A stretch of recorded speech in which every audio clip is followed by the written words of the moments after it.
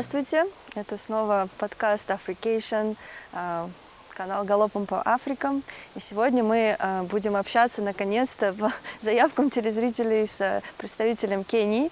Это мой друг Кен Босire, он журналист, очень начитанный интеллектуал, с которым мы часто встречаемся и говорим на самые разные темы. И также я позвала его, потому что он является, сам себя называет, считает русофилом. Поэтому мы хотим поговорить сегодня, во-первых, о восприятии России и русских в Кении и в целом в Африке. Но также мы затронем темы самые разные, которые меня и его интересуют, касающиеся постколониального восприятия кенийцев самих себя и в диалоге с западными странами, вообще идентичность Кении. И мы будем говорить на английском, потому что Кен пока не выучил русский язык, но, возможно, когда-нибудь он его выучит, поэтому те, кто не понимает английский, пожалуйста, воспользуйтесь субтитрами. So you start learning already. It's like Gregory, he also knows спасибо and I think привет. So Ken, first of all, I cannot not ask you about how you claim yourself Russophile, why, how you became so attached to Russian culture, and maybe in general, me living in Kenya for almost 2 years, I find that people are very open to any culture in Kenya, including Russia. Like there is no any hostility to Russians. There is a curiosity, but generally people don't know much about Russia, and that's very sad. The only thing they know that's vodka. It's what Putin, Ukraine. They always ask the same questions. Even when I arrived and I was going with taxi drivers all the time, they were asking the same 3 questions. Like, is it so cold? How you survive so cold in Russia? How is military situation with Ukraine? And then they ask something about Putin. So it's always the same stereotypes. Right. So, thanks, спасибо, Daria, my friend. First of all, my interaction with Russia was very early in my life. Through school, we learned about the longest train in the world. Mm-hmm. So at Vostok to Moscow. Vladivostok, yeah. To Moscow. Is it still there? Yes, of course. Yeah, that's one. It takes like 2 weeks, I think. 2 weeks? Yes, it's very long. That was part of our history and geography. We learned and we were tested. In the schools. In schools. Mm-hmm. The next interaction was the government inspector in literature. Yes, this was when you first told me that, I was surprised because Nikolai Gogol used to be my favorite author. Nowadays, maybe not, but from the school literature, and it was in Kenya that you used to read it. Yes, and we used to get tested, and every high school student had that book at the back of their pocket. It was the manner it was presented, the way it was rehearsed. We acted it. Mm-hmm. And it spoke to us, not just to our minds, but even to our hearts. And it was translated to Kiswahili or in English? Yeah, in English. In English? In English. Wow. And it was a popular set book in high school. So in geography and history, you learned about the railway line. Then you came to the literature, you did when I was in high school, European literature was basically Russian literature. Wow. You did Pushkin? Pushkin, Tolstoy, maybe. In my A levels, I did the book Fathers and Sons. Oh, Turgenev. That one, Tajnev. And I learned a lot of it about then when I was doing history. Mm-hmm. The First and Second World War, the Moscow campaign, and all the conquests from Hitler. Mm-hmm. That was part of our history that was tested. Mm. And then when it came to ideology, Karl Marx was very popular. At university, a lot of people were seen to be speaking to the left of the government, were professed Marxist ideologies. Mm-hmm. You would find very easily talking about the proletariat. Which years was it? 70s, 80s? 70s, 80s. That was the popular thing in universities. Mm-hmm. And you said government was pro-Western back then. Pro-Western. Moi. Moi and Kenyatta, because we're British colonies, so we're more inclined to the Western American, but usually UK, British. But when we wanted to talk about something about the people, the ruling class, the ruled, we're always easy talking about what are the principles of Marx. Marx was about the workers and the downtrodden of the earth. And we found a lot of reflection that talked about our state. Russian rural life was closer to what I experienced as rural life as in Kenya. Yeah, this is funny because, of course, nowadays there is almost no rural life in Russia. Maybe something in the very areas, but mostly it's very urbanized. Yes. But back then in 19th century, literature was about rural mostly. And a lot of books we did about St. Petersburg. I still have a lot of deep feelings about St. Petersburg. I've never been there, but anybody in Kenya knows about St. Petersburg because of its history, because of its literature, and as a big port as well. Because we used to learn about the big port cities of the world.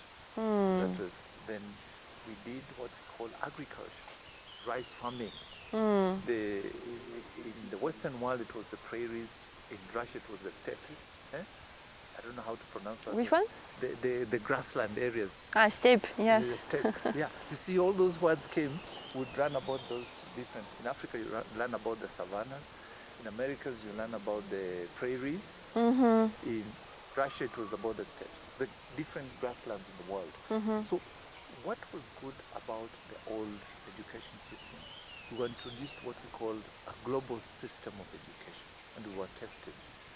And so we had a lot of knowledge. I knew small villages about, if I did, for example, like crime and punishment. Wow, in the villages. In the villages. Then you would get to know what it was. So that's how I learned. And then the next thing that came in was the perestroika. And the other one was the glasnost. Yeah. So they came in and then it was happened. Gobi, one of the differences in terms of global affairs, Kenya agency used to be TASS. That was quoted by the Kenya Broadcasting Corporation. We didn't know writers, we didn't know BBC, we just knew TASS news agency. And it would interest you to know that our most spread news agency, Kenya News Agency, was molded, supported by the Russian government. So it had very close touches. And then I remember Mr. Nyet. Do you remember? Mr. Nyet, Khrushchev? Yeah. No. The former foreign minister, Andrei Gromyko. Yeah, Gromyko. So from my very early childhood, I knew that the foreign minister for Russia was always talking, who stood face to face to talk about the other side of the world. It was Mr. Nyet. I was still a very young kid, and I remember a Times magazine talking about Mr. Nyet. I was in lower school, but that's how important it was that we followed global affairs. But at a personal level, I had a deeper insight of to learn more about Russia. It resonated with my being, maybe because of my upbringing on the eastern side of town, and I didn't come from a ruling class family, but I had deep feelings of the history. I would rather, because Africa in itself, we are a social setup. Everybody means, if you've read a book called African Religious Things by one of the authors, Professor Betrayal, says, I am because we are one unit. It was not individualistic. So the socialist, Marxist, socialist, especially the social setup that we learned from the way Russia operated, it was about community, it was not about individuals. Individualism was something that was scorned upon. And we found that as a social unit, in terms of agreeing on what to do and what not to do, we would find a lot of reason to talk about Russia. I personally admire the social unit and the equity aspect of it, that what we have we share. It's not about accumulation. So So that accumulation. It is a bee. Yeah, the bee thinks I stole its food. It examines us. Maybe let's have a seat. Yes, so you see that already appealed. Mm-hmm. And then we had, when Moi came into power, he decided to break what he called any radical student movement was associated with Marxism.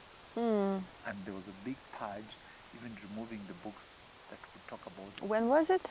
In the 80s. 80s already, 80s. Okay. So a lot of university teachers and lecturers who had those radical thinking were taken out, they were sent into exile, they were jailed. Wow. And the university became a shell.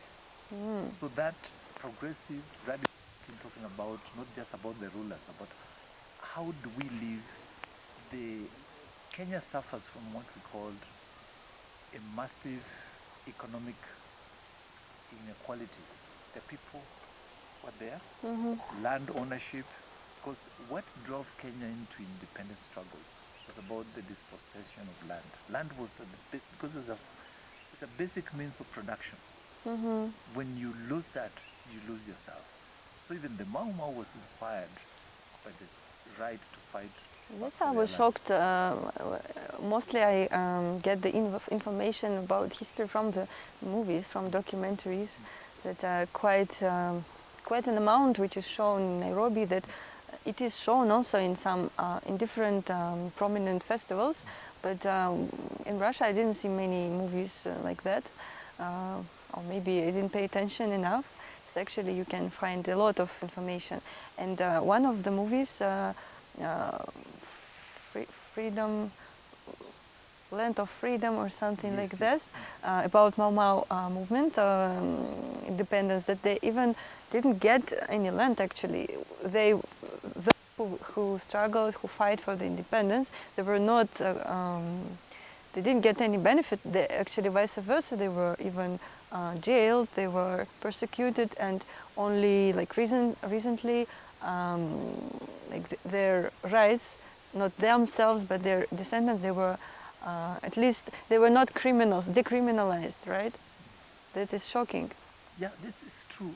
And when you talk about the land question in Kenya and freedom, our freedom was basically to get our land back that had been alienated. The best lands were alienated, and Africans were set to the less marginal, less productive parts of the country, and they formed what we call labor reserves to work on the European farms, because the Europeans came with what we call plantation farming, so that they would produce food for their own countries. So Africans just became the laborers to work on those farms.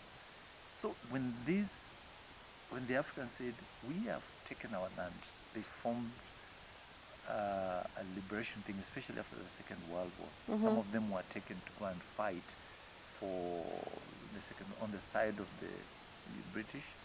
When they came back, they learned the invisibility of that the European was a special human being. Was meant that they realized that we are the same, it's just a skin color. We are dying the same way, We're dying right? the same way, we cry From the the same way, bullets. because we all have pain, we all have blood. They came back and said, these people have taken our land, are actually human beings like us. So, but they have taken our land illegally. So we have to fight for our land. In fact, the loose meaning of Mau Mau is Mzungu aende kwao. The European must go back so the African can get back his land. Mzungu aende Ulaya, Afrika apate uhuru. That's what it means. Mau Mau. Yeah. Ah, really? So this is an acronym. Yeah, Oh, wow. Yeah. The Mzungu is supposed to go back to his country so the African can get his independence. Yes, but in fact, Kenya is, I think, if not the only, but one of the countries which is, first of all, its climate is very appropriate for Europeans to live in. Maybe also Zimbabwe, South Africa, maybe Namibia, but most of other African countries, especially in Central and Western Africa, they're so hot. Even Uganda or Tanzania, they're already not that good climate. So this is one of the reasons, I think, for them to choose. So also productive land. And um, I don't know, unfortunately or fortunately, nowadays Kenya is the most welcoming country for foreigners. It doesn't have such a conflict. There is a land conflict, and there is political conflict between this. Not even white settlers; they are like descendants of those white settlers who are actually born and raised in Kenya. They feel themselves they are Kenyans, and I find that they contributed a lot to culture, to economy also. Like when you visit some places of interest in Kenya, you will find out that most of them are actually created by some Europeans, maybe who were born here or who came, like Kitengela glass factory, for example. Yes. It's run by, I think, a man from Holland or Germany, Anselm, or different, like this place that I went recently with Alan Donovan. Is an American who collected arts from Africa. He brought it to Kenya. He contributed with Kenyan Minister of Murumbi, was culture, Minister of Culture. Vice President. He was even Vice President. Okay, and was he Maasai, right? Half Maasai, Half Maasai. Half Goan. Goan, yes. Oh, wow. So that already, at the very early days of independence, we already had cross-cultural marriages. Yes. You were explaining to us like some days ago about Indian community who contributed a lot to culture, economy, and it's a independence part struggle of as well. Independence struggle. Because we have Pio Gama Pinto. Those were Jivanji. They were part of the African struggle for independence. Because when they came here, the Indians were introduced to Kenya at the time of the Kenya-Uganda railway construction. They settled here. They were the first people to begin the commercial, what you call dukawalas, all the shops, the commercial shops across the country, especially the CBD of Nairobi, Biashara Street. Even Nairobi, I read in an article that it was mostly like it was not a city that existed before the construction. It was like one station for the Indian builders who could sell the little goods, stay like a market. So it was born like an Indian kind of an Indian township. Yeah, and the commercial, and then the bigger, the more cleaner sides of Nairobi were for European governor, like where the state house sits, that's where the governor lived. The upper side of Nairobi that would never flood was for the Europeans, and Nairobi was quartered. Then the more parkland side was for the Indians, and then the Africans were left in the eastern side. But I wanted to go back to this question of what troubles Kenya today. The land question, the betrayal, Kenya's political, economic, social aspect is dominated by the theme of betrayal. Betrayal? Yeah, people are betrayed. We fought for independence so that we could be equal, we could get our resources back to our hands, get back our land. That never happened. That question. So the elitism is still there. Yeah. What high happened is difference. That the colonialists left. Didn't leave, just stayed at the back. But they put their people with our color schemes, but who had the same kind of mindset. They kept the lands the way they were. People remained where they'd been taken to reserves. That's why we have a big question of landlessness in this country. When you talk about land in Kenya, it's a very emotive issue because our freedom was premised on our land as a primary resource for production, as an identity aspect, as a cultural heritage. But that was taken away. At independence, it never came back. That still haunts us. That's why. And I think there is no country in Africa who actually got the land back. If you take example of Congo, if you take example of Western African countries, even South Africa, okay, they had quite different history with apartheid, and after that, nowadays there is more discrimination of white farmers, but at the same time, when you learn that almost 80% of land is owned by white. Yes. So that's the question. Did Africa really get independence? And you know, that's where the disconnection comes, that the people who felt cheated by their own people in collaboration with the former colonial rulers found, because when Russia was coming, they supported liberation movements. All liberation movements. That's why every liberation movement in Africa, their tool of weapon of choice was the Kalashnikov. That becomes a revolutionary weapon. So you go through, they supported the freedom movement against the people who are the exploiters. So that's why you find the vast majority of the people who are on the lower side, who are not part of the ruling class, had a lot of affinity towards Russia. They would espouse ideologies that would speak about the people as opposed to the ruling class. The ruling class, I tended to identify with the former colonial masters. Their structure, superstructure that was set by the colonial masters remained.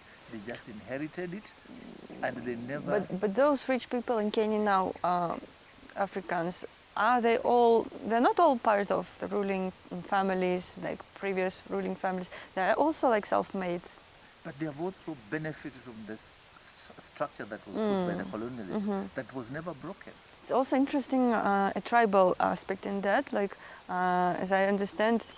So Kenya has a lot of, like, more than 50 different groups, ethnical, and even between these tribes there is a conflict. Like, okay, Kikuyu is like the most prominent. It depends on also which tribe president is, which tribe is vice president. So before it was Gachago was more for Mount Kenya, Kikuyu, right? And nowadays it's what, Embu, Meru. But as I was told during my discussions with the Kikuyu people, they were telling me, we are the most intelligent, the most developed tribe. We don't like Maasai, they don't go to school, they are illiterate. But then you get to know that there is a minister of defense who is actually a Maasai woman. So it's maybe some of Maasai, they still keep this, Maasai and Samburu are the only tribes that they still keep to their very much traditional they can way have of life. something that I can identify. But the whole thing, that goes the question, how are we colonized? The colonialists Kenyatta was Kikuyu, right? The colonialists decided to divide, what we call divide and rule. They tell you, create suspicions within communities. These people are good in education. They decided these people are good in education, so they gave them education and denied other people education. So in that way, they said, if you want the best soldiers, you go to Kambas. The Kamba from Western, from Machakos, and they are the best people. If you want the people who can cook your food well, go to the Luya community. Okay. So they kind of appropriated certain skills and made sure that those people were stereotyped according to those things. In the Kikuyus were seen as people, good laborers in the farms. Because they used to, historically they were farmers. They used to own. Did they own land, or they work like? Did they have this kind of structure of a master and a laborer, or they were all equal? They were a sedentary settled community. Each one of them had community land where they governed. They were farmers.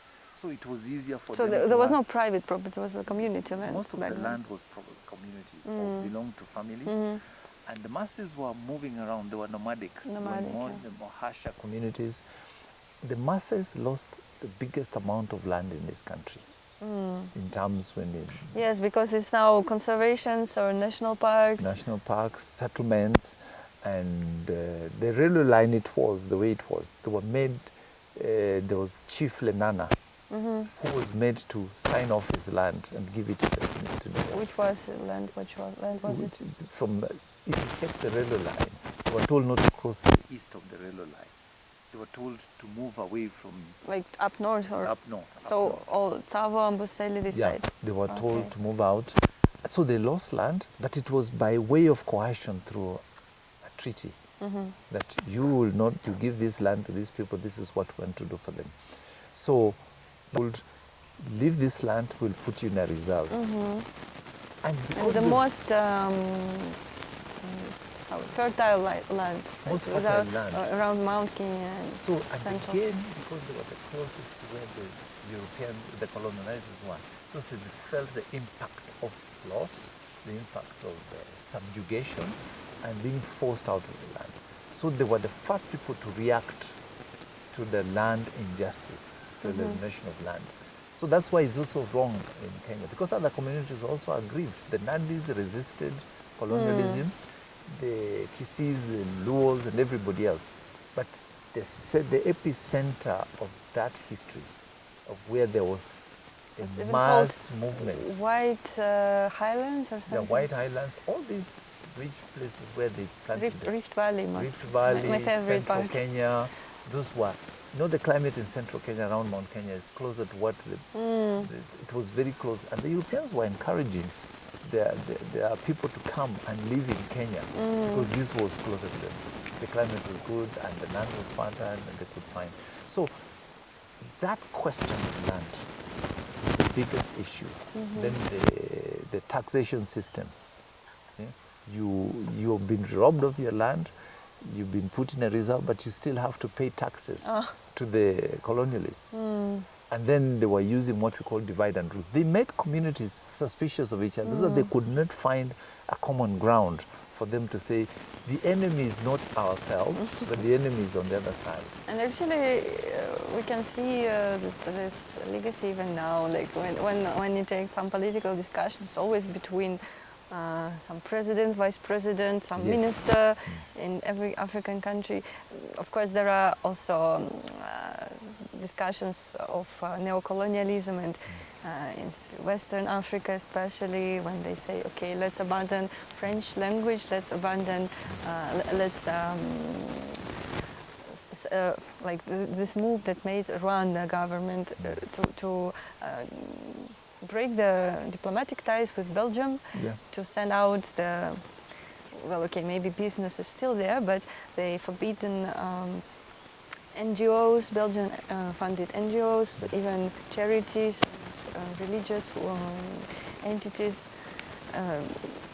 It's a very revolutionary, I think, and it's still an ongoing process. Like I agree that Africa didn't get the freedom yet. They did. There is still a lot of work to do, and it's very hard economically being dependent with a debt burden, being dependent. Okay, nowadays we see a different type of, let's not call it colonialism, but economic dependence on Eastern partners. Not only China, also Middle East, Arab Emirates, Saudi, other Arab countries, which are rising in their influence, and this is another problem, I think. I think all this, all this only speaks to one question: that Africa has never quite looked inwardly what it can do for itself, and it's because of those disruptions that were framed in two ways: to divide, extract, so that they could extract, exploit. First of all, Africa suffered a lot of traumas from the slave trade. Then it came to we fought on the side of the European. A war that was a European conflict, but we found ourselves in the middle of that war. Then religion, our own cultural, traditional religions were crushed. So we lost what we used to hold that used to identify us in terms of religion. Our education system, that was more verbal, a new So now frame. we break the stereotype. There was any education in Africa before Europeans came. There was still education and culture. Yeah, because you would be taught through the initiation period what is good, what is the knowledge. Like you had knowledge about the trees, you had knowledge how to conserve your community, you had knowledge what was sacred, what was revered, and what our knowledge was passed orally. We didn't have writing a lot, because writing is a modern thing, but our knowledge was preserved in storytelling, in riddles, and our speeches. That's how our knowledge was passed from one generation. Because when I would go home as a little child to my grandmother, the knowledge of the community, the knowledge of the family was told in form of stories. every evening people sat around their grandparents to tell them, in the past this is what happened. So you learn. But of course, back then maybe people in Africa, they didn't even need a lot of like Western education. They need more crafts, more some practical skills, right? Yeah, practical skills and even knowledgeable people kept information. And there were archives of the community, the knowledge centers. People would tell them out. People were known that this one knew this, and they named their systems. So the formal Western education broke us from our own way of passing information. Their religion was destroyed. Our culture was extracted from us. And then the extraction of our resources, because we were used as instruments to help the people create wealth for themselves. And that wealth was all stolen from us. So we were left like empty shells. And today, that superstructure, some structure that was formed to make sure that we remain where we are, we've never done it. That's why we are grappling. Do we align to the West? Do we look east to China? Do we look to the Western world? And yet, everything that we need is right here. That's why for me, any partnership that allows you to keep that system that makes you believe that you have to depend on them, on other people, to survive, to go to school. Because even our language, it was known that if you don't speak English, you were seen as primitive. That's why people who became Europeanized in the way of mannerisms, they were called Mzungus. It's something that you already deculturalized, removed from your primitive. Especially in French-speaking countries. Even here. Even here. People who speak English are known. If I speak English, people would admire you because you're now closer to the more elite. Well, for me it's difficult to judge because I see Kenya is very globalized, and I cannot say it's a bad thing, because it allows, first of all, Kenyans to feel more comfortable traveling abroad. Like your brother lives in the United States, right? He has opportunity to work there, even in immigration services. It's a bit funny. Yes, but at the same time, it's this globalized spirit, globalized Europeization, how it's called? Europeanization in Kenya, that you don't feel like when you go to, even in Tanzania, you feel that, okay, it's a different country, different culture. In Kenya, in Nairobi, you feel like you have anywhere in the world. People are very friendly, open, and you don't feel excluded. You feel almost on the same, say, terms. And there are so many tourists, so many expatriates, because of the UN also, that UN people who work here, and they will be growing in amount. That's why and also you can find every African person from every African country in Kenya. In Kenya. So it's such a mixture, such a globalized city, community, that it's a good feature. Good thing. It's a good thing. But at the same time, yes, of course, as a result of it, especially Nairobi and urbanized territories, they don't have their specific culture. So you can only find like culture from Maasai, you can find culture from Western Kenya, some Swahili. Swahili coast is a totally different thing. Yes. I don't know why, but they actually somehow managed to preserve their culture. Though Mombasa was actually the first city in Kenya, and was even more globalized because of the contacts with Arabs, with Indians. But this is the culture of this mixture resulted in this Swahili culture, and also it is Swahili is not only Kenyan culture; it's for across the coastline. 10 countries at least, I think, even Madagascar, Comoros, and recently I learned that there is a very big population of Swahili people in Arab countries, in Oman, of course, because it was a former metropolis, but also Saudi Arabia, US. And if we take the population abroad, it is even higher than inside Africa. Yes, true. Because Swahili, it's interesting that you talk about Kenya being a very culturally absorbent country. We have had very early interactions with people coming in. Dating like 10th, 12th century, very the long Arabs ago. were coming in. Actually, when they came and intermarried with the coastal communities, that's how Swahili was born. Swahili is a mixture of local Mijikenda language plus Arabic. So there's got a lot of Arabic words. So from very early centuries, we already had that interaction that kept on coming inland. But again, Kenyan communities are very open to people. They are very hospitable. And even during what we call the Cold War period, everybody was welcome here. For example, the Russian presence here, though at the political level, was treated with suspicion, because Russia was identified more with people helping the proletariat, the general population, to get space, a foothold in the... Yes, I understand now why they were suspicious. They were very suspicious. Very attached to the land. Then we got a very unfortunate turn of events because of the Cold War. There was a political fallout at the top level of our government. The second in command that time was Jaramogi Oginga Odinga, the father of Raila. He found refuge more to the eastern side. So he was seen as the face of the Eastern Bloc.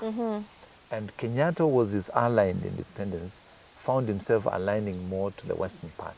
So at the government level, we were divided. There was the East and Western Bloc.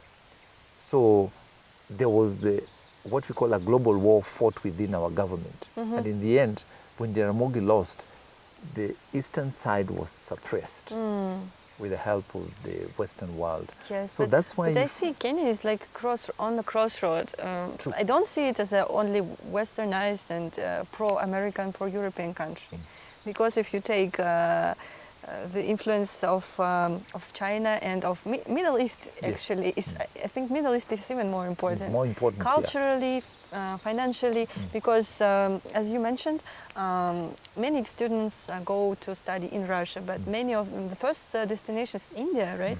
You said this is the cheap, let's say the cheapest. It's cost effective, and the Indian influence in the country had been longer in terms of they lived here, they began the school systems. They were part of the school systems because they started community schools, but it was easier to go to India to study. But a greater bulk of the early students, the people who ruled this country in the political economic elite, was split between going to Russia and going to America, because there was an airlift of early students to Moscow. There was an airlift of early students to... Airlift? People were given scholarships to go and study in Russia. So India doesn't give scholarships? There were also Indians, especially Kenyans, who went to study in India because of the deep Indian... And China also gives scholarships? But China is a late entrant. Later entrant. Okay. In the 2002, when Kibaki came is when we started saying, we look east, because the West had placed very stringent conditionalities for any assistance. It's interesting now, when we are talking last week, Kenyan president went to China. Yes. And they said, what was this? Like, we are going to next level, our partnership is doesn't depend on any conditions. Like, and Western media put it in the context that, okay, so after this Trump puts tariffs, you see we are already losing. Kenya is going to China to partner with China, but you lost it some years ago already. Yes. Because if you look, roads are made by Chinese companies, buildings are made by Chinese companies. You have even Chinatown in the center of Nairobi. Yeah, China Square. You don't see them a lot. You don't see them like in Uganda or Ethiopia. You mostly see Europeans or Indians, but economically, of course, even debt to China is also big. But there is this factor of Lebanese, Turkish maybe in Kenya is not so many Turkish people, but many Lebanese, many Yemenis. So Middle East, I think, is also a very important significant here, player. because a lot of people who live in the coastal region have roots that are linked across. Have relatives. Relatives Yeah. there, or just because the Kenyan, maybe take you back a little history.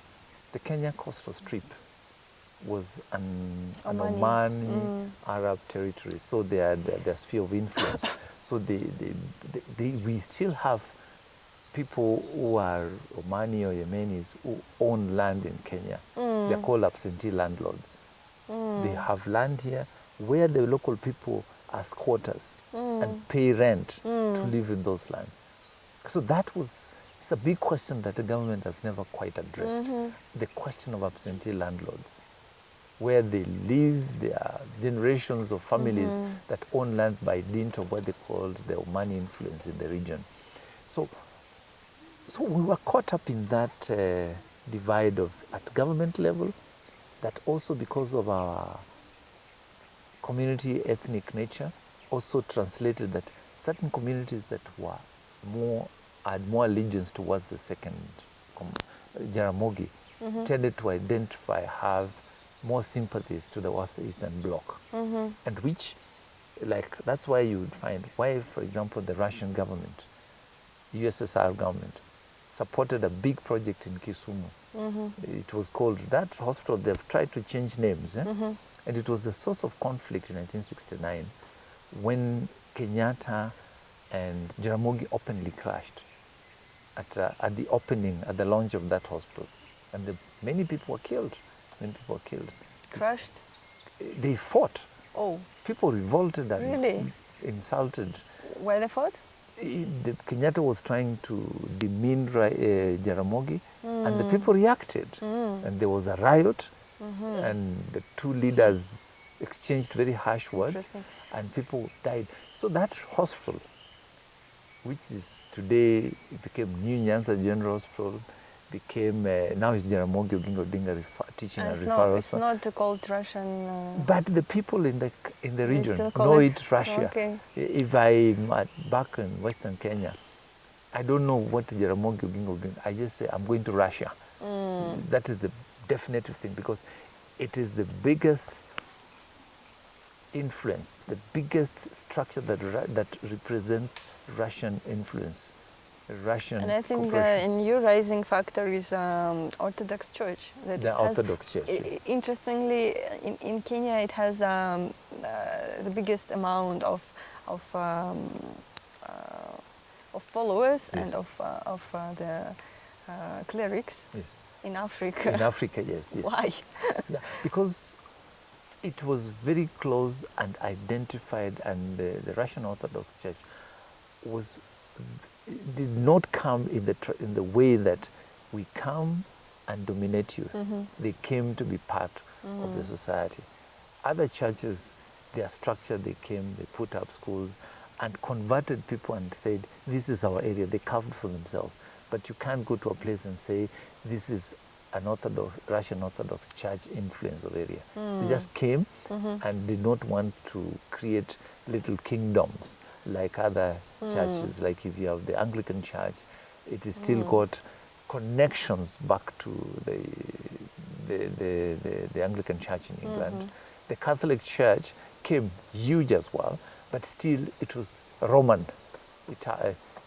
We've had that. So the secret, let's say, conquering hearts of Kenyans is to be equal. Yes, and open. And open, and the structure that, you know what happened. Colonialism was very tied to the church.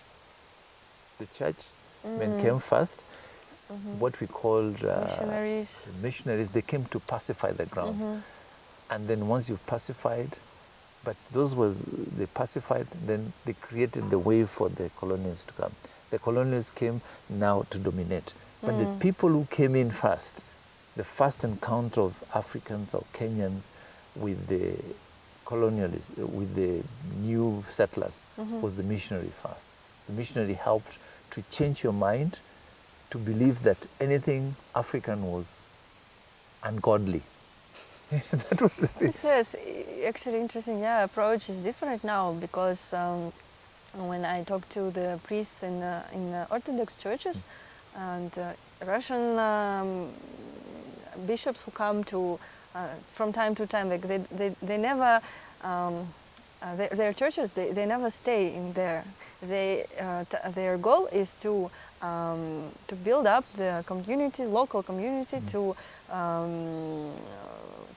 teach the local priests, like convert them to the rituals how they do it in Russia. And let them do but it. they always keep traditional some features, some traditional features. For example, traditional music instruments, or they translate it to Kiswahili, the liturgy.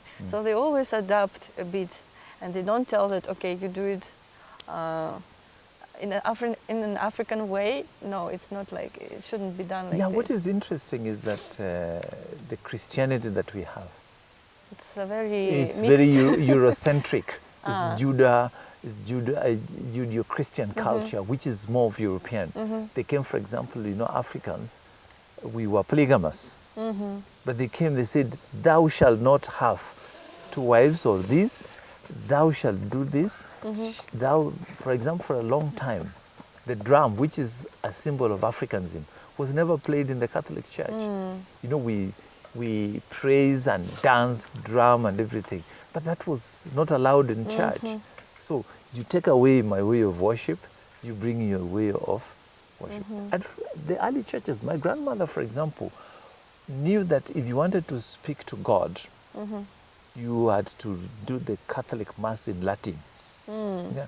So You couldn't speak to God in Swahili. in your language, Or because Kisi God only understood the Latin language. God is an English speaker. He's an or English Latin speaker or Latin. So if you came and preached in your native language, you see, you're still bringing yourselves. God was structured in such a way that he was seen through the eyes of the new people who came to preach him. So a lot of European culture came through the church in terms of the new religion and suppressed the African way of worship. And that already created a division, because not everybody embraced the new culture, the new Christian faith, or as it came. So they then superimposed it with education. They put schools so that when you get the education, you're going to get opportunities in future governments, and so they embraced you. If you didn't go to school, you found yourself already divided into another class. So those are some of the things that have been used. First, the slavery trade, colonialism, religious influence, and then education.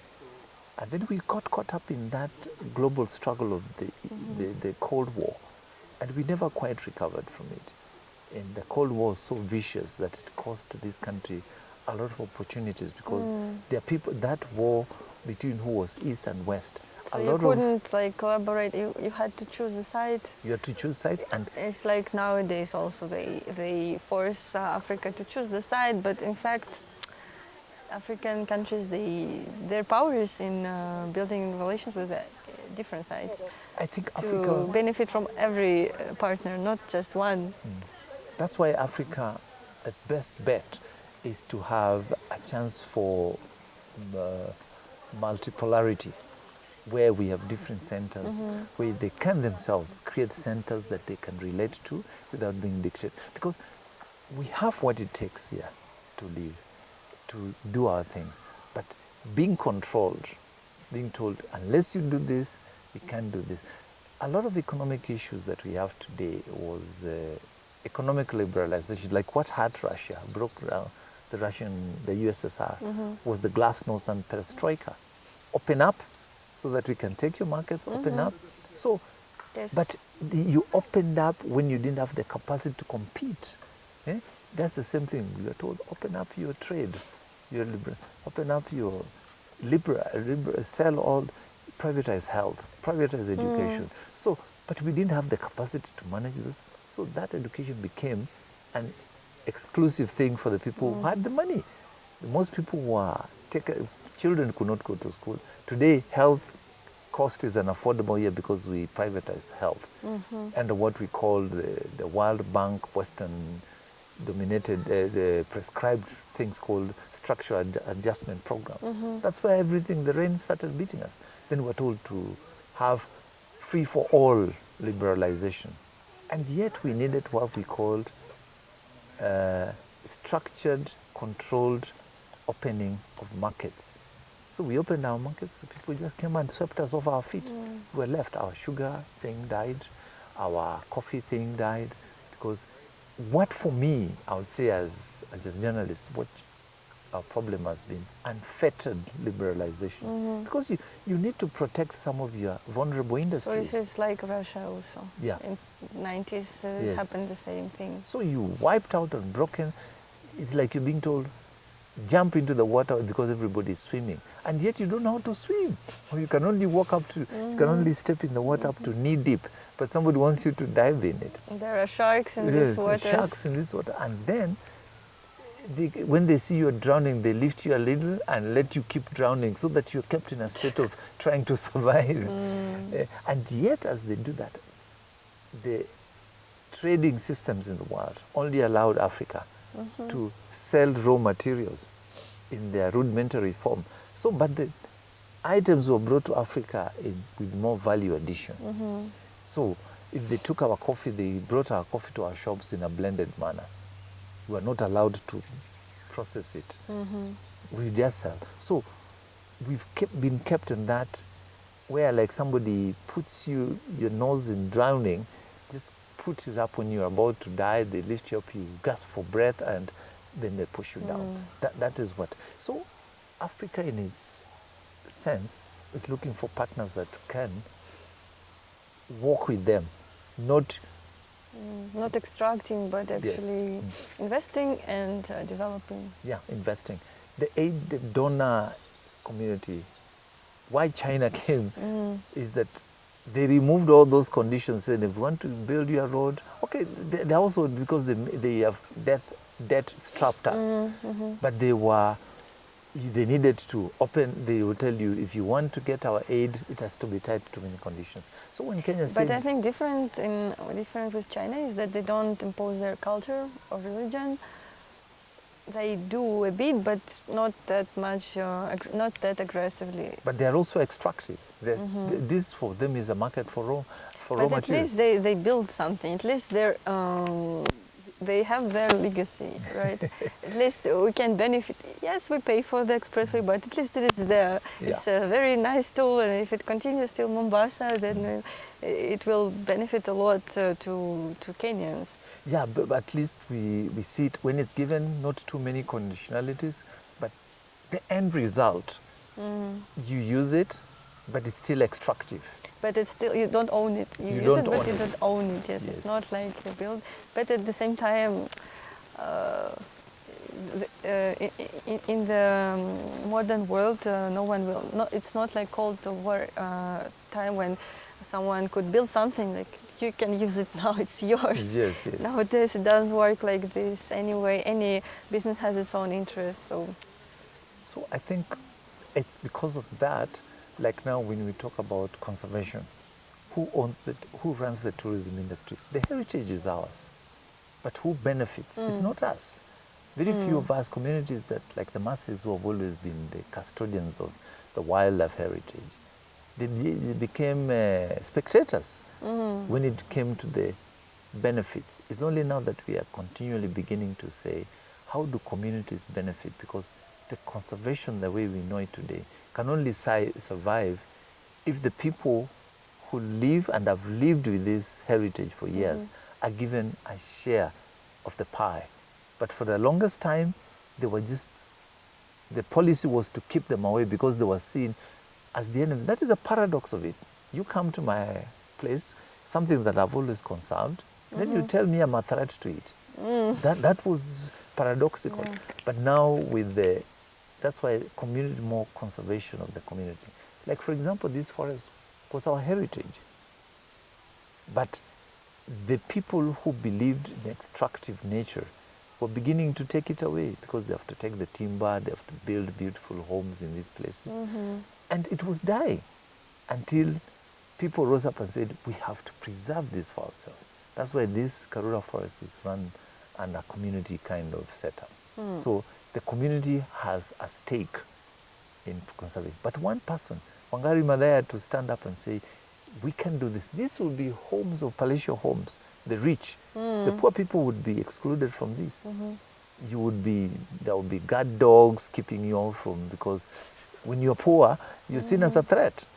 The first thing they see you, this person is going to steal from me, is going to make my life uneasy. So this was in that same extractive, exploitative kind of mentality that was actually implanted in us, because we preserved all these forests, because the forests were our source of medicine, our source of food, and everything. So we had a way to preserve it. But when the new conservation paradigm came in, we were seen as enemies and excluded from what we had always preserved and conserved. And that's why I keep saying Africa in its formation is at crossroads in very many ways. What is it that we can look at? For example, the conflict in DRC. Is it the people there who are fighting? This is a proxy war. Proxy war. People come in, they make you fight against it, but as you fight and create chaos, you create a nursery for them to extract your minerals. When the minerals are done, then Eastern Congo will be a shell, and those people, they will not see any war. Yes, recently I read an interesting essay. It was in Ugandan magazine. It was called "Should Congo be called Zaire again?" But it's not just a matter of name. It is puts the question if so during Mobutu's time, Congo was the authoritarian dictatorship, but it was prosperous. It was the most prosperous in its whole history after independence, because he had control of the territory. And now it is less authoritative, but it's a chaos. It's not progressing. It's only regressing. And even with this conflict in eastern part, the government cannot defend. The army is in bad condition. There is no even roads, infrastructure to reach. So how can they extract their minerals and benefit and take the wealth, distribute it for the infrastructure projects if they can't even come to that part? And there is no infrastructure projects funded by government, only by some foreign aid, which is also not sufficient. So it's a really failed state, but it can't be like this. It's such a big country, such a wealthy country. How can it be? But you see, Mobutu is one of those accidents. He's actually there to blame. They were kept there. They never did anything for their people. They served interests. He was kept there by the Western interests, because Mobutu had an opportunity to unite his country, had an opportunity to empower his people, but he ruled for himself, and the people helped him stay in power. And Mobutu, what was left, he was president for life. So there's another also problem, this. It's not only in Africa. I can say sometimes in Russia, in some periods, it was like this also. That people, they don't plan for future. They plan, okay, until I am in power, until I have this opportunity, I will do to enrich myself. Maybe I will do something for the country. But most of the Russian elite, they kept their money in the West, and now they lost everything. They lost everything. How could you think it will never happen that you were all this charmed by the Western ideology, and they really confided, they trusted this, I don't know, Switzerland banks and American banks, and now you can see you can never trust. Everything. So now there is a bit different mentality. You should invest in your own country. You should try to keep, not keep money, but invest and spend them in your country. I think also this pandemic which changed a bit the mind. Yes. And this is the case also for Africa. Africa has what it takes. But then the extractive mentality, those people, it was easier that when you take resources from your country, you take money from your country and keep it in European banks. Because it was meant, nothing fundamentally changed because those rulers were just Europeans in black skin. They never thought about us.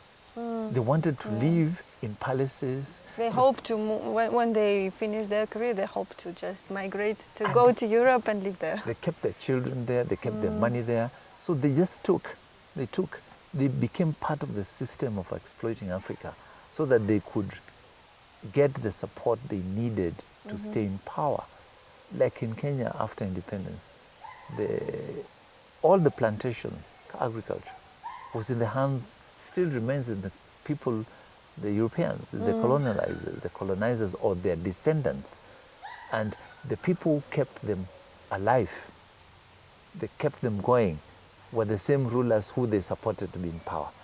And really, that's how Africa has remained what it is. It's remained a resource base, and with their allies and lankies, help them to exploit our own people. And that's why nothing was ever done to empower the people for who you rule. It has always been myself and my people. As long as the Western capitals were happy with me, I could do anything I wanted to do it. I wanted to do. When they realized that that changed, then they said, we are going to give you aid with conditionalities.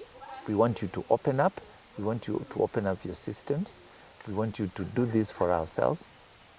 And those ones who didn't align to those things found themselves. Mobutu, ironically, is buried somewhere in the desert in Morocco. He's never buried in his own country. So it will be difficult for anybody to say that those people kept anything for the good of Africa. They never did. It was about themselves and their allies in the Western world. And this is why the world systems were skewed to the point that you could only measure to the Western world structures that you could also belong. We struggled, even Russia, the new Russia, after the perestroika, after they opened up, they wanted to be more European than being Russia. Even part of NATO. Part of NATO. So those are the constant struggle. Those are the things until we allow many more people to have centers of influence. But the Western world, the colonizers, they've had a long period because they knew when they were going out, they were looking for raw materials. Russia did not come to Africa to get raw materials. They were not part of the exploration because we community. have our own. Yeah, you had your own systems. And the way modern, old Russia was built, the peasants themselves have to rise and do their own, what we call, self-determination. So this still inspires Africans. That inspires That's why Africa. they use the flags. Yeah, anything that was about It's a revolutionary self-determination had to be the way the Russian revolutions happened through ages. And there was a lot of it. To some extent, the French Revolution and the Russian revolutions were big influences on the people who were looking for self-determination. Because the feudalism, the capitalism, the exploitation structures that had been set by the rich and the lords was based on those systems. Other people served others for the benefit. But now, the way the Serbs rose in Russia and changed everything, that was, still is an inspiration to us that one day the people who are downtrodden will have a chance to self-determine, say this is good for us. It's not about we ruled you, it's about us ruling. That's why in the 2010 Constitution, the preamble is that we the people, taking power to the people. But that power still remains elusive because we are powerless. Economically, we are deprived. In terms of socially, we are still divided. In terms of ethnicity, we are divided in terms of class systems and resource distribution. So to take the collective power that belongs to all of us has been elusive because of those cracks that have been inherited over centuries. first of all, when you talk about Christianity, you talk about denominations. I'm Catholic, I'm Protestant. So you don't speak, there's nothing, an overarching thing. We still have our little isms and cracks that keep us apart, that deny us the opportunity to speak as a people, denies an opportunity. I find it interesting that Kenyans always wear these bracelets. This is flag. This is especially those who go abroad. This is what we can call a sense of identity now. We're still trying to find identity. When I see my flag here, it's an expression of my patriotism. I belong in my heart and mind. So when you see me wearing this, and I'm in Moscow, you will know this is a Kenyan. So it's a self-expression. But that expression has to go beyond just the expression. It has to go to reality in terms of, am I empowered as a Kenyan? Can I, in terms of economically, socially, and all these things, do I feel part of the whole fabric of society? I don't. Today, born of a generation that is going through a lot of economic struggles. My children go through a lot of economic struggles. They will not have the same pride that I will probably expose, because then life was better, at least in my mind. But we also appreciate that the dynamics of population have also come in. So the resources have been stretched. But what have the people in power planned? Because this is not an accident. Somebody in 1963 knew, when Kenya got independence, we were about 7 million, knew that 30, 40 years, I'll have 100 million people. Did they use their power and influence to plan for those years ahead? They didn't. They just came and took whatever they had for themselves. And that for themselves has remained for themselves. The others are still rank outsiders. It's like there's a whole place built, but you're remaining at the veranda. You're not going to the table. You're not participating. You can't go to the kitchen where everything is cooked. So this is the exclusion, extractive mentality that keeps us going. And yet we struggle that we are stuck in our little cracks of ethnicity, economic inequalities, and religious divisions, and everything that divides us. We are stuck, yet we know this is the best place to go to. And on the outside, there is now, our leaders take to certain allegiances. And those allegiances that we're saying, an ordinary Kenyan doesn't care whether the road is going to come from Russia, the road is going to come from America. They just want a road. But don't come and tell me this is what we've got to be. Don't, when people saw roads here, they didn't see Chinese roads, they said, we have a road. When people in Kisumu got that hospital, the Russian hospital, they didn't mind, they just wanted the services. Don't tie me to conditions. When the Russian government donated fertilizer that came in, people were not seeing Russian fertilizer. They saw the government is giving us, selling this fertilizer. Yes, so people are giving us fertilizer. And that availability is what keeps us from getting everything. But Africa suffers because of extraction. Africa suffers because it cannot self-determine. Even when we talk about Africa rising, it can't rise when it's strapped. You can't do this because you can, the trade systems in the world, our farmers are not able to export to the outside market. But people from outside, Kenya is like a big supermarket. You can find, Kenya just consumes. We've been brought to the consumption society, but not a productive society. Do you know what that does to your independence? When you can't produce your own food, you can't do your own systems. Yeah, like, no, Kenya produces a lot of food, but not sufficient amount of that can. Why aren't we producing enough? Had to buy even wheat from Russia, and it's interesting that you told me before that farmlands are used not to feed the local population. Of course, some of them are, but like they grow in coffee, tea, avocado, flowers. This land could be used to grow actually farming production. Yes. And for feeding. When we appreciate that we need mixed form of commercial agriculture, but we also need to do subsistence agriculture. But how can I, it's cheaper for me to buy eggs that have been produced at subsidized prices than growing my own eggs here. Reason, because the taxation regime makes it very difficult. I can't get the inputs. So that is the imbalance that has to be addressed. Open your markets just like you want me to open yours. I have never known, for heaven's sake, why we can't directly export coffee to... The last time I was in Moscow, I found coffee very popular. And cheaper than in Africa. They're cheaper Two than times. And yet you don't grow coffee. Yes.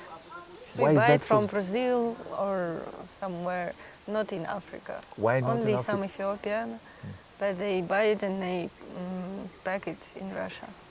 But you see, why wouldn't I as a farmer sell my coffee to Russia? Because of those blockages.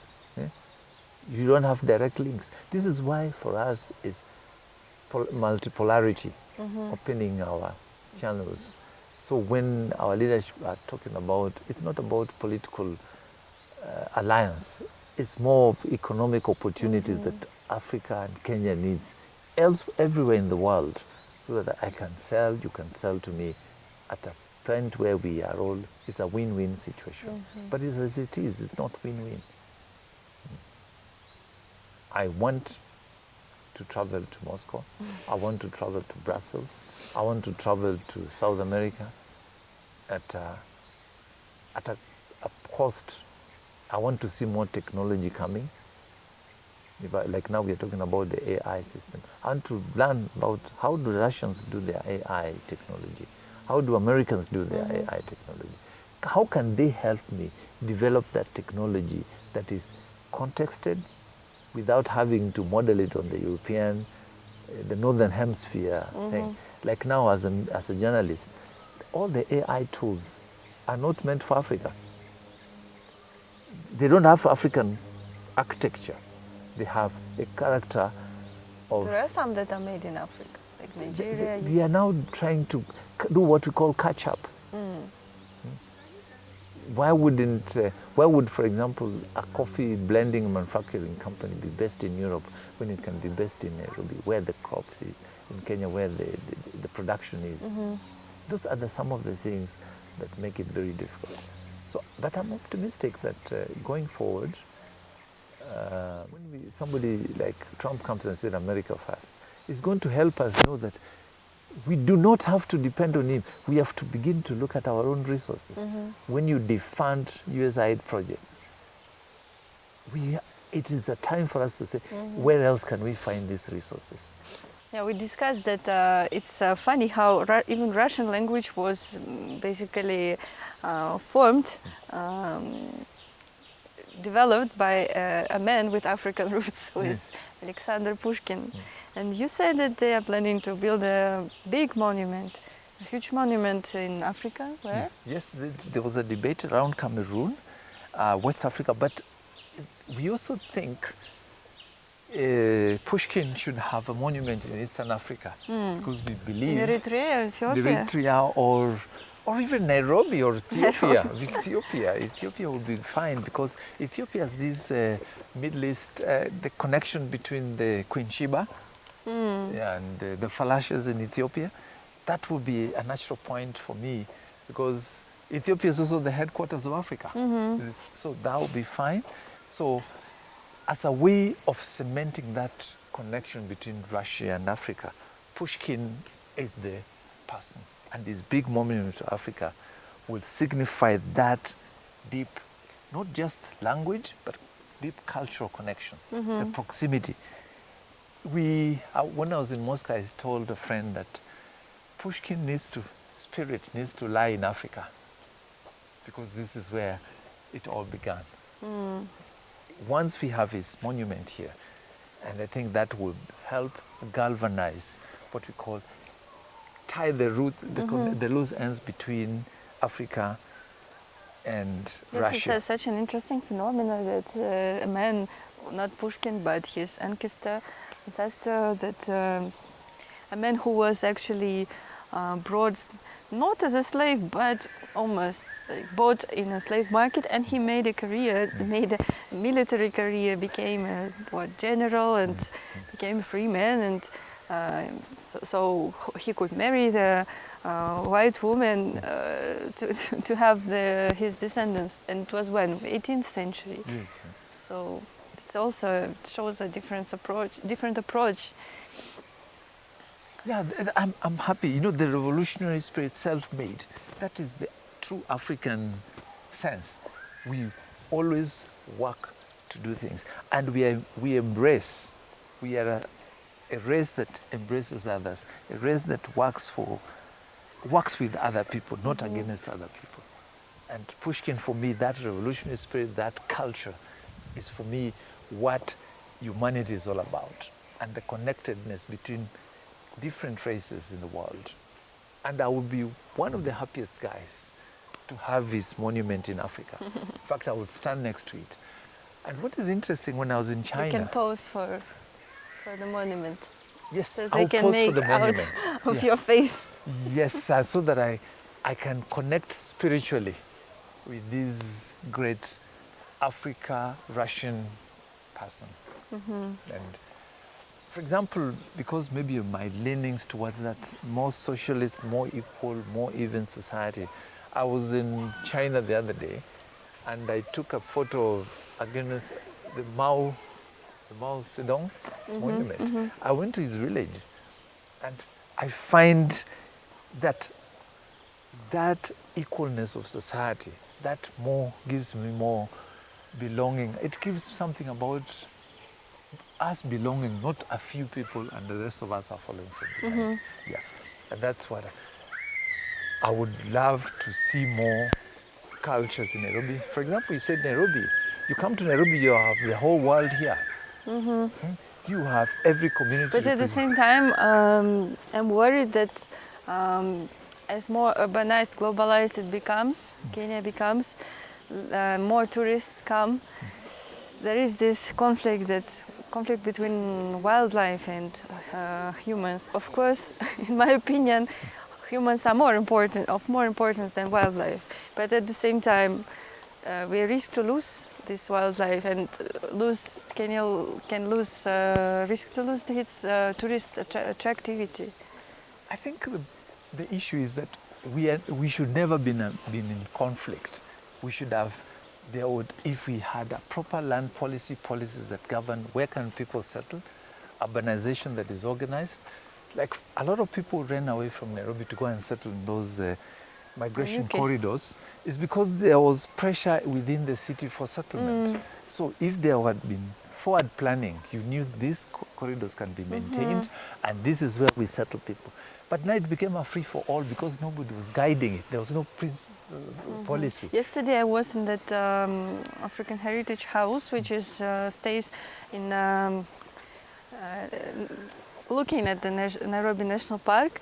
I imagine when it was built in 90s, or when was it, in 80s, it was not desert, but it was really wildlife. Nowadays there is a settlement to the right, some settlement to the left, there is a railway. National Park is not wildlife anymore. When you are there, you can see this. You can see some animals loud, but you see the infrastructure arising everywhere, and you see buildings, skyscrapers, railway, some bridge, and I was shocked that in the picture in just 1994, so just 30 years ago, not so far away, that animals in big amounts were found in National Park. They were crossing to Amboseli, to Tanzania. So it was like Masai Mara back then, not so far away, not so long ago.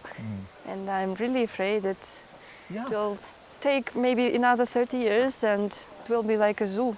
It will be like a zoo. Actually, that is the basic thing, is that failed policy to manage your heritage, to manage the population. This population didn't just happen. We knew we have census that projects what to do, and nobody is responding to those projections and making sure that this coexistence. So it's because of the haphazard way of doing things. That's why we found ourselves with construction at the corridors. And we know those corridors have caused conflict that are costing our lives. But there is vested interest, because a lot of those animals are now finding themselves in sanctuaries, private sanctuaries, making more money for private. People are using our heritage to make more money at the expense of the bigger community. Conservancies are good, but who owns the conservancies? White people. They're owned by foreigners. Yeah. So we are losing it from the public sector, from the communities, and taking them to private conservancies. That whole defeats the problem, the whole perspective that we own it and it's supposed to benefit us. But now it's benefiting a few people. And this is exactly the problem, exactly the crime that we commit on our people using government policies. And we should protect. The government should be able to say, we'll maintain the survival of this wildlife will depend on their way of migration corridors. It's failed policy. We have enough land for people to settle. So it's interesting that it's important to save the animals, protect the rights of animals in terms of that people actually depend on the revenue that comes from tourism, which is very much connected to animals. Like there are no wild animals in Kenya, people will not go to Kenya, they will go to Tanzania or I don't know where. But it's also heritage that needs to be preserved and not in a way that... We don't have to be in conflict. We can coexist like we have always coexisted. Our animals have always been part of our lives. Why now we are having this conflict is because we are the ones who have aggressed on their areas. And our policies, proper policies, would have made sure that the humans didn't have to fight with the animals. But because of failed policies, we have humans now going into the animal sanctuaries. And the animals are fighting back. And because we have superior weapons, we are killing them. How many of our Kenyan animals have found themselves exported outside? Stolen. Even ants. Even ants now we are stealing the little, I don't know what we steal next. Maybe the little, there's a lot of caterpillars. Piracy. Caterpillars have gone. The last time I mentioned we are doing chameleons. Somebody was also doing the butterflies, because they are sold as on monuments to people, given away. Biopiracy is a big problem. This theft of our own, and yet we have laws that protect our heritage. The only heritage that we have here that also define us is this wildlife heritage, the biological facts. Unless we protect it, we have a problem. But you notice countries like Dubai, they're creating zoos. They didn't have those natural animals, but they're taking them from Africa. Yes. So why would I come to Nairobi? Even in Moscow, in Moscow, you have a zoo? Yes. Yeah, we have zoos in America, populated by African animals. So those are the things we need to agree. Let them keep them in our natural environment. Granted that we have to develop, but don't develop at the expense of killing this one. It should be a win-win situation. The animals have their rights, human beings have the rights to grow and be more and settle, but don't also, it's not at the expense of any other. That's what I believe in. We can coexist. We have always done it. The Maasais have always lived within, a lot of these animal sanctuaries are within Maasai ecological systems. And they didn't have to kill question, them. I think, I suppose that also this tribal culture can eliminate, because urbanization, growing population. So when you go to Masai Mara or Amboseli, there are these Masai, but they stick to their lifestyle, but at the same time they use M-Pesa, they have internet. It's not so dynamic. It's also extinction. There is an extinction of it. Yeah, but they also can't remain stuck in a time warp. Yes. They must adapt, but without deleting themselves as a community. The identity, the core identity has to remain, but they have also to be dynamic, and that's what I believe in. And because when they get education, of course, when they see the opportunities that are there, they don't want to go to the cities, but still some of them they do only few come back and Yeah. stay. Most of them, they go to university, they also become city dwellers. They don't go back to their roots, and it's a compromise. I personally, I think they should do it. They should develop themselves, even if they are losing some culture. That's a pity, but for them it's better quality of life. But at the same time, there are people who say, "Oh, we are losing this heritage. We should keep them like somehow." They stay in these huts, in these mud huts, because it's nice. It's also for touristic purpose. But I think it will, in 35, 50 years, it will not exist anymore. It will not exist, and yet, Only in their movies. like now, what would be a better and environmentally friendly house to stay in? It's a mud walled house, which can still have electricity, but it's also closer to the environment that I live in. I don't have to do a concrete structure in the village, in the middle of this forest, because it's a dwelling that also is closer to the environment and friendlier to the environment. So while I told you, we go back to the same mindset that unless something is modeled on the European or alien culture, then it's not right. But I at the same time, I can believe that this Maasai who don't, if they still exist, who don't have internet, maybe, that they are happier. Maybe not in Kenya, but in some rural areas in Africa where people stick to the lifestyle they had, and they don't use money that much. They rely on their fields, on their agriculture, on their cattle, and they don't have such problems that they have to pay taxes. By the way, do they? They don't pay taxes. They don't pay taxes. They don't have money. They don't have the But money. Maasai are very rich. In terms of their cattle. ownership, their cattle. But they can also still own the cattle, but transition it to a point where it also earns them money. And that is a policy where we do agreeing on what do we use for ourselves and what do we use for ourselves without having to delete what is not possible for them. So we can see, then culture is dynamic, life is dynamic, but can we preserve what also still is identity? For example, I'm one of the believers that each community can have a mini museum, so that also becomes Ethnographical. ethnographical. Yeah, like so the where they can costume, always, art. so that if my children are born many years, they can relate.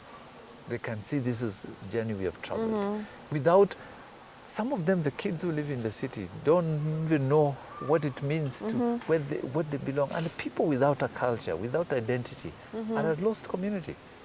Yes, There will but be I others. don't think identity is something related to, like, being Russian. I have identity. I never lived in the really rural area. I never seen how we say urban children. They don't know where the milk comes from. Not from the supermarket, but from the cow or eggs. Like, of course, I'm from the city area, but at the same time, through museums, through movies, through some cultural means, and through travel within your own country, meeting different also ethnical groups, it builds up your ethnicity, your identity. So it like now, language. can be made. You didn't have to live in but your language identifies you. That it says, I can speak Russian, because the language also carries your culture in it. Because if you say this is a tree, you put it in Russian, it means you can identify with it. It means something to you. So language is a means of a vehicle to carry your identity, other attributes, what you believe in. It's very, very important. If I speak Swahili, there are certain things that will identify me as a Swahili speaker, and Swahili has a certain kind of origin. But if I speak English, I'm not English. I can never be English. Yeah. But if I speak Swahili, people say, oh, this man is from somewhere where Swahili was born. That is indigenous to them. That is also, even when the Swahili brings in new words, but it gives me context. If I speak Swahili in Europe, the first time person will say, this man must be from East Africa. That already has given me identity. But if I speak English in Europe, they would not even know what part of the world I come from. That's what I say. It's dynamic, but there's still basic issues that have to be preserved, even for purposes of knowledge transfer. It's not, that cultural dynamism should not be exclusive, should also include other people inside. So when you do something that is exclusive, then you lose it. Then you remain caught up what I call a time warp. But if you're able to say, I can now use a phone, even in the Manyata, that is good for you. I am also connecting to the other side of the world. I'm connecting with people. If I didn't have a phone, I would not call you in this morning and say, let's catch up. If I still had to run with a letter in the hand to come to your house. So while it's right, but we still, when I was in Moscow, when I was in Crimea, I had an opportunity to visit the palace of the Nicholas, is it? Yeah, the second. Yeah. They have maintained what it was, but that does not stop them from going to the world. This is what we are saying. I was able to see the room where he used to spend time with his children. Though during Soviet times it used to be some hospital or like they always turned the king's residences or nobility residences into some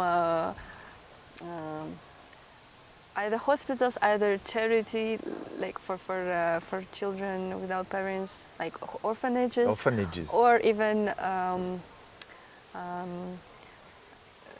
jail for criminals. For criminal how it's called minors. Yeah, minors. Yeah, like children. Foster homes. Yes, it's like always like you come to some very beautiful palace and then you read that it used to be a jail. And you see, but somebody thought this was a misrepresentation.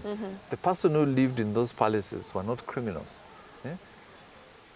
Some of them were. Some of them were in the context, but then they also meant a certain value system and they recorded a history. Like that one, when I visited that palace, I saw that's where the Second World War, the peace, the table where they sat. In so Yalta. That for in Yalta. So that for me means that suppose that was not there. Livadiyский дворец. I think you mean it. Yes. Livadi. But this was from Alexander III. Yes. So I looked at it and I said, I was able to relate not just locally, but globally what happened, how that changed the world. Yeah. Peace. So, but if they put that as a children's home, I'll have no reason to go there. But it reminds me of these houses of white settlers that were given to locals, and they were in 60s after independence in Kenya, and they were doing fireplaces in the living room, like with the books, with with antique chairs and. This is a cultural shock. Like they are not used to live in houses like that, so they were using it as they used to. Yeah, yeah, because they also wanted to be Mzungu. They wanted to be like those people. They didn't mean to change anything. They just wanted to fit into the lives of it. And that's why it became asking: the people who took the reins of power in the country, did they give us what we belonged, or they just fitted into the structures? They were black skin, but their mindset, their lifestyles were like the colonists. Nothing changed. There are Mau people who stayed in the forest in Mau soon after independence. They did, but you say you got independent, but I don't see anything. Nothing has changed on the ground. They stayed and wanted to fight on, but the same people who they saw as liberators helped to crush them in the forests.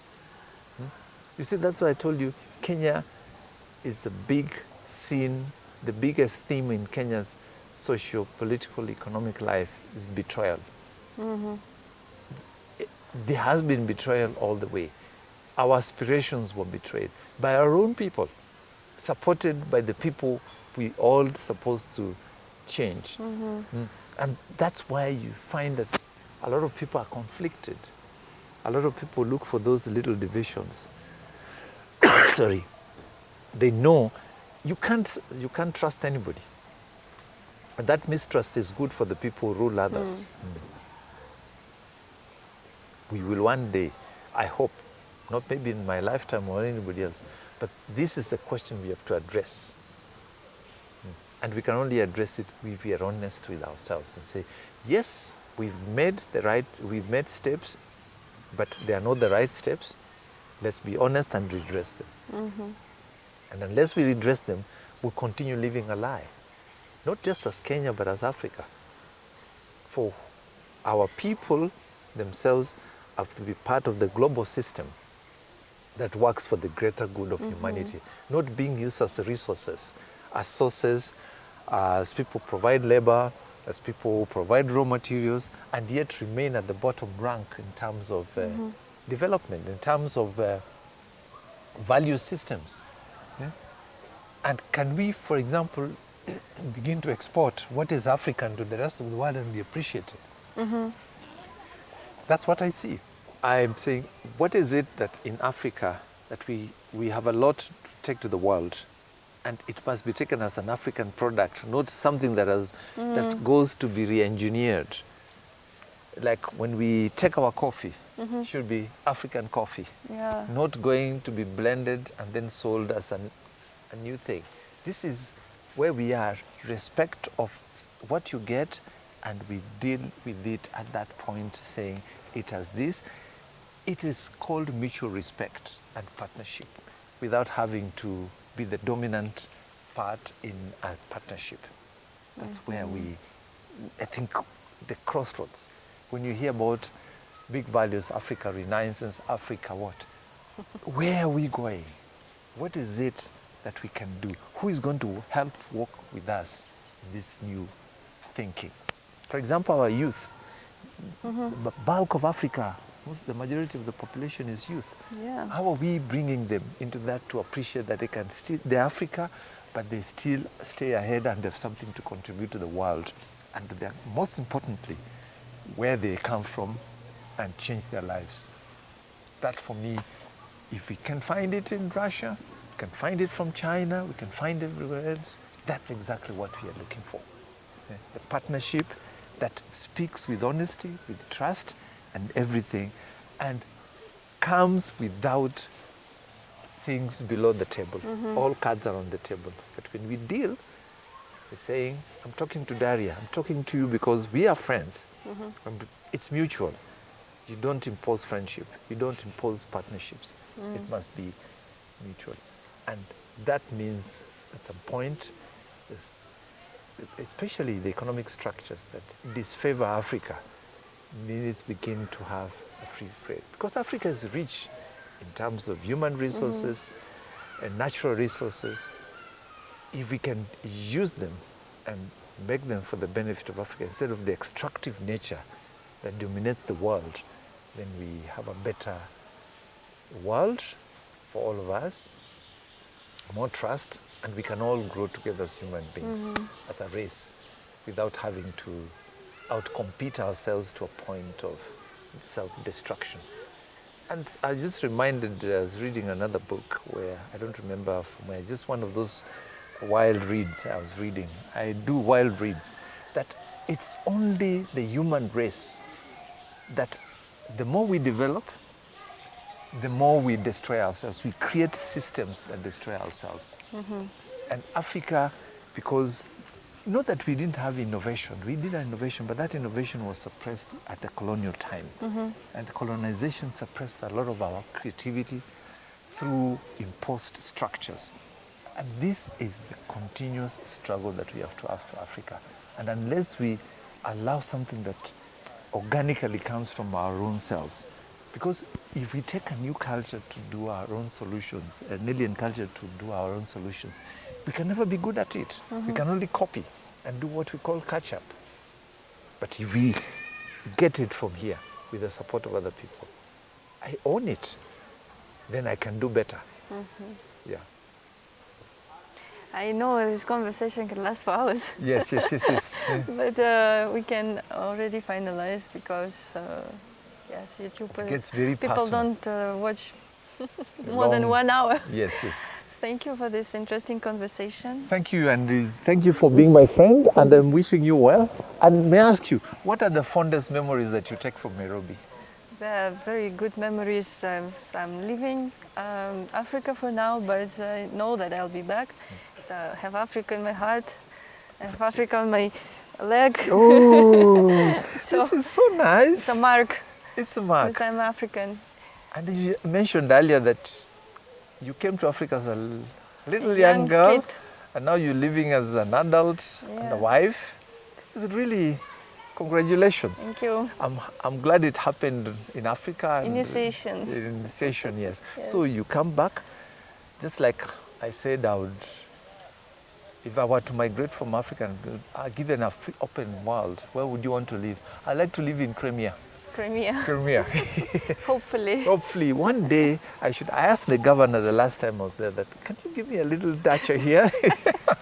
And he said, why not? Why not? And I hope he still can open the chance for me. Thank you, my Okay. friend. Spasibo. Asante sana. Asante.